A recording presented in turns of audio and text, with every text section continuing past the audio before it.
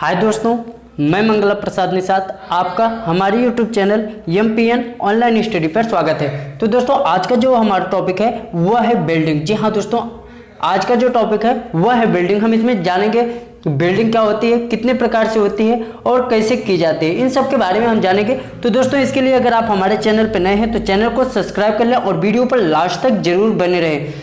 तो चलिए हम जानते हैं बिल्डिंग के बारे में। जी हाँ दोस्तों, बिल्डिंग के बारे में आपने बहुत ज़्यादा सुना होगा और देखा भी होगा। तो हम जानते हैं बिल्डिंग क्या होती है। जी हाँ दोस्तों, बिल्डिंग के बारे में हम जान लेते हैं। तो दोस्तों, अब यहाँ पे आपको दिख रहा होगा बिल्डिंग जो है एक ऐसी विधि है। जी हाँ, बिल्डिंग एक ऐसी विधि है या तकनीक है जिसमें हम दो या दो से अधिक, जी हाँ दो ही नहीं, हम दो से अधिक मटेरियल को जो है दाब देकर, मतलब पिघलाने के बाद दाब देकर या बिना दाब दिए, दाब देकर या बिना दाब दिए क्या करते हैं दोस्तों, आप इसको मत भूलना, एक निश्चित ताप पर, जी हाँ एक निश्चित टेम्परेचर पर जिस पर हम धातु को पिघलाते हैं उस पर क्या करते हैं दोस्तों, दबाव देके या बिना दबाव देकर हम क्या करते हैं, जोड़ते हैं। बहुत ही सिंपल सा परिभाषा है, उम्मीद है आपको समझ में आ गई होगी। बिल्डिंग एक ऐसी विधि है जिसमें हम दो या दो से अधिक मटेरियल को दाब या बिना दबाव दिए एक निश्चित ताप पर जोड़ते हैं। चलिए अब हम आगे जानते हैं। तो अब हम बात करते हैं दोस्तों वर्गीकरण के प्रकार पर। जी हाँ, अर्थात वर्गीकरण अर्थात कितने प्रकार की बिल्डिंग की जाती है, हम उसके बारे में बात करते हैं। बिल्डिंग जो है दोस्तों दो आधार पर आपका डिवाइड किया गया है। पहला जो है जोड़ के आधार पर डिवाइड किया गया है और दूसरा आपका दबाव के आधार पर जो है डिवाइड किया गया है। तो जोड़ के आधार पर किस प्रकार से डिवाइड किए गए दोस्तों, इसके बारे में अगर हम बात करें तो जोड़ के आधार पर आपका एक ऑटोजीनियस बिल्डिंग आता है और दूसरा जो है दोस्तों आपका हेट्रोजीनियस बिल्डिंग आता है।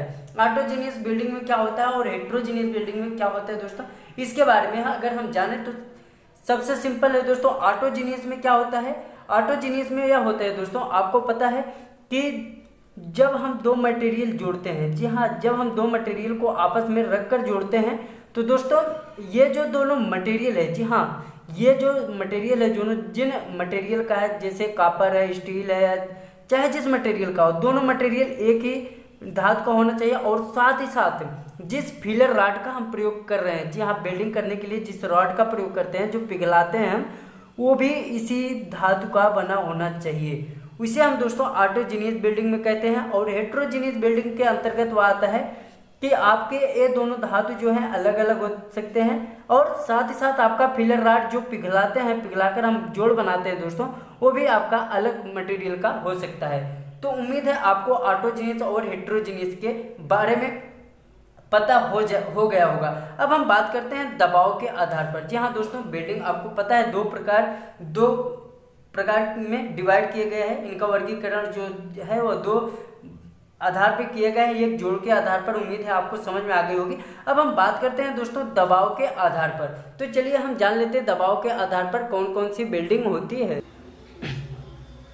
तो दोस्तों अब हम बात करते हैं दबाव के आधार पर बिल्डिंग के बारे में। तो दबाव के आधार पर जो दोस्तों बिल्डिंग है उसे दो प्रकार से डिवाइड किए गए हैं। पहला आपका आता है फ्यूजन बिल्डिंग। जी हाँ, फ्यूजन बिल्डिंग जिसे हम प्रेशर बिल्डिंग के नाम से जानते हैं। जी हाँ, फ्यूजन बिल्डिंग को हम नॉन प्रेशर बिल्डिंग के नाम से जानते हैं। दूसरा जो आता है दोस्तों वो आता है नॉन फ्यूजन बिल्डिंग, अर्थात जिसे हम प्रेशर बिल्डिंग के नाम से जानते हैं। तो अब इनमें से जो फ्यूजन बिल्डिंग के प्रकार हैं वह कौन कौन से हैं उनके बारे में अगर हम बात करें तो पहला आपका है आर्क बिल्डिंग जो आता है फ्यूजन बिल्डिंग के अंतर्गत। दूसरा आता है गैस बिल्डिंग और तीसरा जो आता है वह आता है थर्मिट बिल्डिंग। इन तीनों बिल्डिंग के बारे में हम अलग अलग बात करेंगे दोस्तों, अलग अलग डिस्कशन करेंगे, क्योंकि ये तीनों बिल्डिंग का विस्तार बहुत ही ज़्यादा है। तो इसका विस्तार हम अगले वीडियो में करेंगे। अगर चैनल पर नए हैं तो चैनल को सब्सक्राइब कर लीजिए ताकि आपके ऑनलाइन क्लासेज मिसेज ना हो। उसके बाद अगर हम यहाँ पे बात करें फ्यूजन बिल्डिंग के बारे में, आपको थोड़ा समझा दें। जैसे ये हमारे मटेरियल है, हम क्या करते हैं, यहाँ पर हम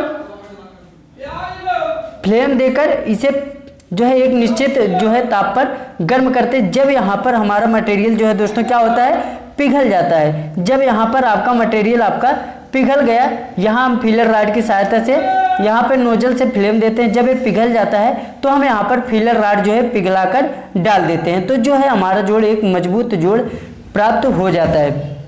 अब उसके बाद अगर हम बात करें नॉन फ्यूजन वेल्डिंग में, तो नॉन फ्यूजन वेल्डिंग जो है दोस्तों आपका एक बहुत ही सरल वेल्डिंग होती है, इसके बारे में भी हम चलिए बात कर लेते हैं।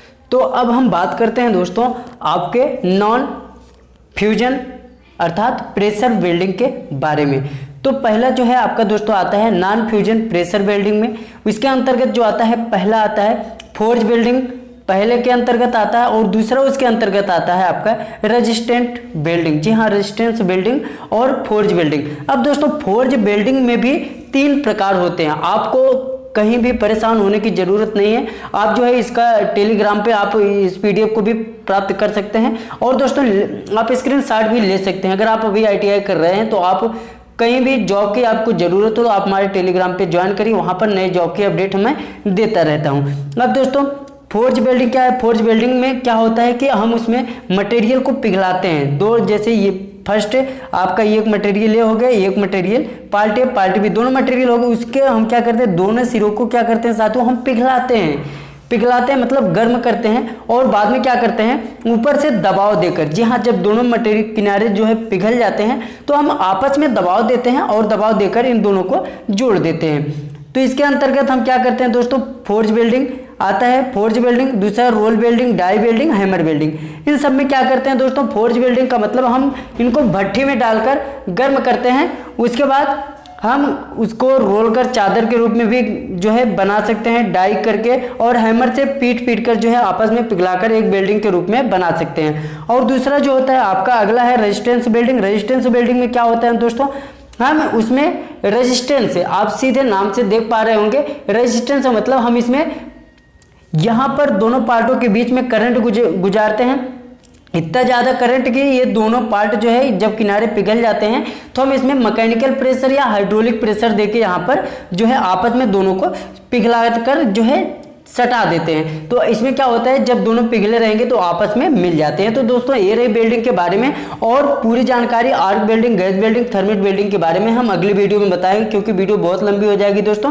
फिर हम मिलेंगे अगले वीडियो में। और कोई अगर आपको परेशानी हो तो कमेंट बॉक्स में जरूर बताएं। चैनल पे नए हो तो चैनल को जरूर सब्सक्राइब कर लें। धन्यवाद।